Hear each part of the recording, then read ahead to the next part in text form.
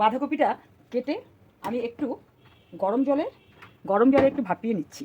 যদিও এখন কচি বাঁধাকপি দরকার হয় না, কিন্তু সেদ্ধ করার জন্য আমি ভাপিয়ে নিচ্ছি না। আমি এর একটা গন্ধ থাকে, যে গন্ধটা খুবই বাজে লাগে, সেই জন্য আমি এই ভাপিয়ে নিলে ওই গন্ধটা অনেকটাই কমে যায়। এই জন্য আমি ভাপিয়ে নিচ্ছি, সেদ্ধ করার জন্য নয়। সেদ্ধ কচি বাঁধাকপি রান্না করলেও সেদ্ধ হবে, কিন্তু আমি গন্ধটা অ্যাভয়েড করার জন্যে করছি। একটু ভাপিয়ে নেব।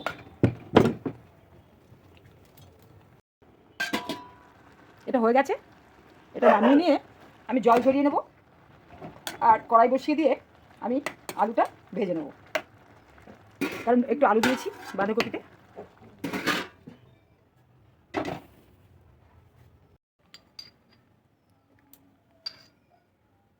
কড়াইতে তেল দিয়ে দিলাম, আমি মাছের মাথাটা আগে ভেজে নেব। মাছের মাথাগুলো ভালো করে ভেজে নেব।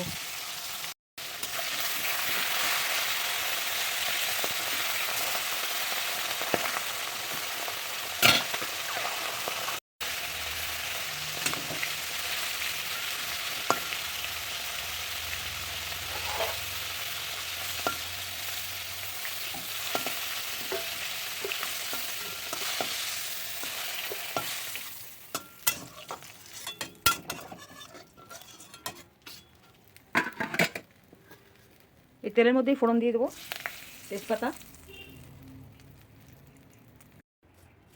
দিয়ে দেবো, একটু সাদা জিরে,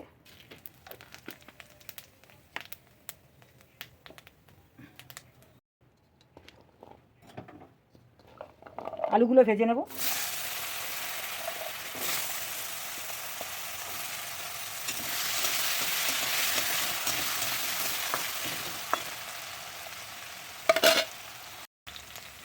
দিয়ে দেবো কয়েক কুচি টমেটো,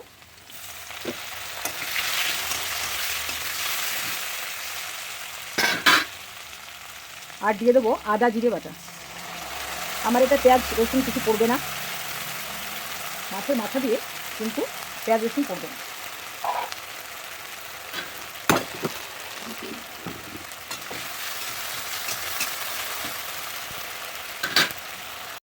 দিয়ে দিচ্ছি কাঁচা লঙ্কা, লবণ, হলুদ,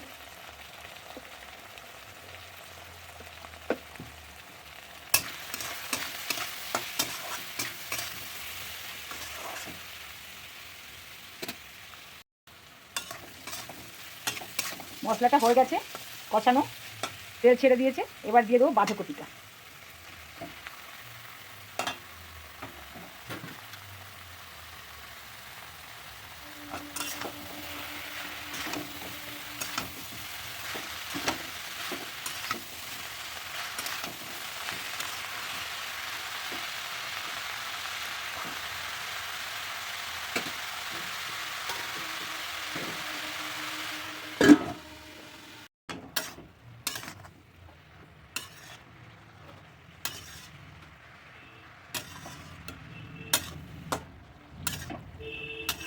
বাঁধাকপিটা রান্নার সময় বেশিরভাগ রান্নায় ঢেকে ঢেকে করলেই ভালো হয়, রান্নায় খাদ্যগুণ বজায় থাকে। আর কপি টপি জাতীয় রান্না এগুলো তো যত ঢেকে করব তত মজে যাবে, সুন্দর হবে এবং খেতেও সুস্বাদু হবে, যত মজবে। আর বাঁধাকপি থেকে যে জলটা বেরোবে সেই জলটাতেই সব সেদ্ধ হয়ে যাবে। একটু বয়েল করা ছিল আমার, কিন্তু সেদ্ধ করা ছিল না, তবে বয়েল করা ছিল যেহেতু সেদ্ধটাও তাড়াতাড়ি হবে।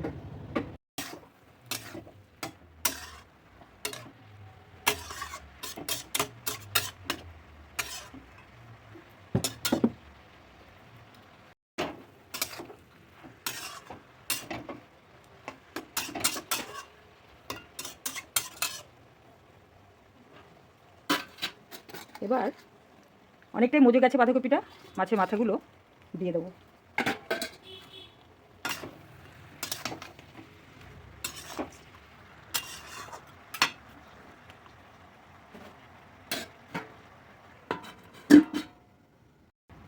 একটু হলুদ কম হয়েছে মনে হলো, তাই একটু হলুদ দিয়ে দিলাম। যেহেতু আমি এটা কাঁচা লঙ্কায় করছি, তাই একটু কাশ্মীরি লঙ্কার গুঁড়ো দিয়ে দিচ্ছি, একটু কালারটা ভালো লাগবে।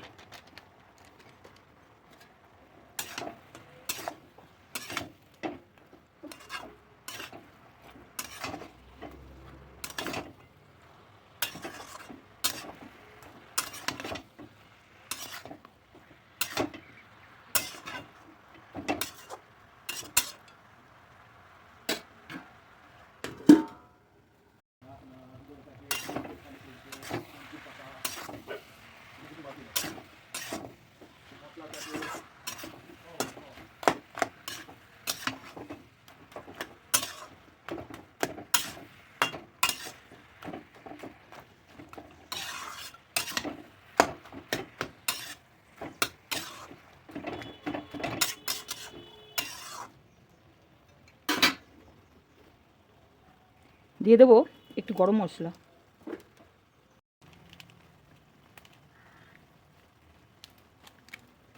আর একটু চিনি দেবো। বাঁধাকপি, ফুলকপি বা এই ধরনের রান্নাবান্না, পুঁই শাক, নিরামিষ তরকারি, এগুলোতে একটু চিনি না দিলে ব্যালেন্স আসে না, স্বাদটা ঠিক অপূর্ণ থেকে যায়।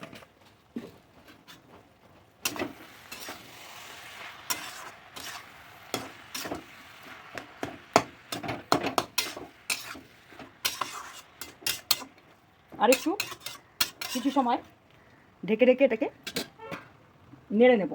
কারণ কি, এটা যত ঢাকবো এবং নাড়বো তত ভালো হবে। বাঁধাকপি একটু সকালেই ভালো হয়, স্বাদ হয়।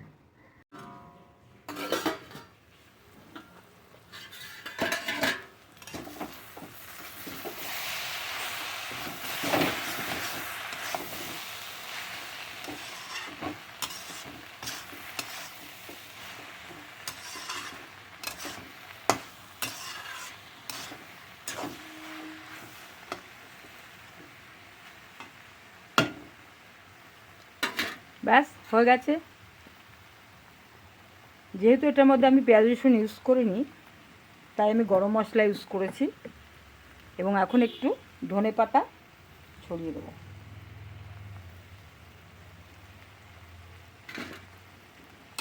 এবার নামিয়ে নেব।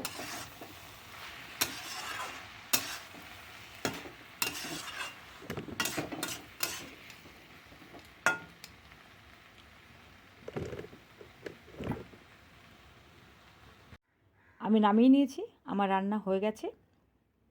রেসিপিটা ভালো লাগলে একটা লাইক করবেন, কমেন্ট করে জানালে খুব উপকৃত হব, কারণ আপনাদের মতামত জানতে পারবো, খুব ভালো লাগবে। আর নতুন বন্ধুদের বলবো সাবস্ক্রাইব করলে একটা বেল আইকনটা প্রেস করে রাখবেন, অবশ্যই এটা অনুরোধ রইল। ভালো থাকবেন, সুস্থ থাকবেন।